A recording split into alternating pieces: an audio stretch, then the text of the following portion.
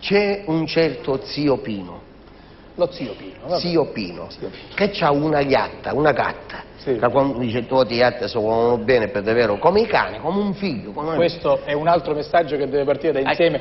Ce lo hanno chiesto di dirlo, diciamo, gli animali non si abbandonano. Se comprate un animale, non è un giocattolo, non dovete fare contenta la bambina o il bambino. Dice non mi posso tenere, non poi lo abbandonare. abbandonare. Ma se tu catti fa parte della famiglia. Deve crescere come un bambino. Deve crescere come un bambino. Infatti bisogna dirlo prima. Sicuramente l'applauso se volete fatelo, però gli animali si rispettano assolutamente. Bisogna dirlo prima che il cane è un bambino che non cresce mai. Un bambino che resta piccerino, uno piccerino che ci fa? Ci cangia il pannolino, quando è nico, ci dà a mangiare, poi il piccerino cresce e poi diventano come a lei, per dire. Invece il canuccio no, resta sempre un bambino. Ma perché, scusi, lei non è stato bambino? Ah, io sono stato un bambino precoce. Come? Lei è stato un bambino precoce? Precoce. Precoce. Per che cosa?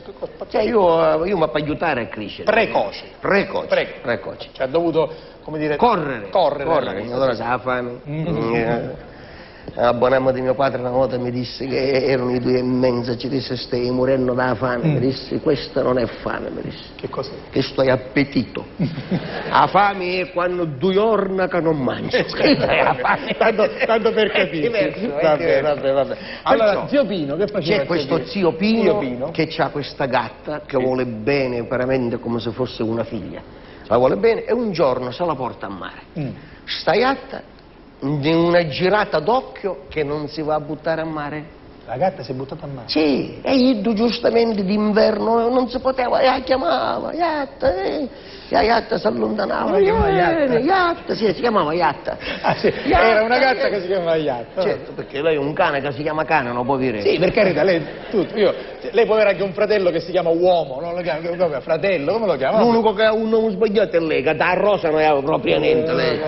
La spina lei sa è bello lei, io sono una rosa. Guardi, io sono una rosa da 50 anni.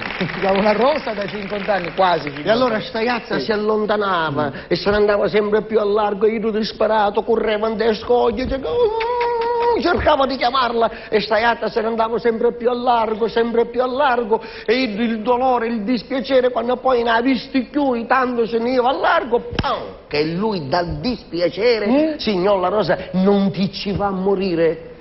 Dal dispiacere. Cioè, si è talmente dispiaciuto per la morte della gatta che è morto. No, che dalla sparizione della gatta che se ne va a largo. E di qui, scrivete a Villo, viene la famosa frase: quale? Tanto va la gatta al largo che ci lasci lo zio Pino. Ma che dici? Ma che dici? Ma vedi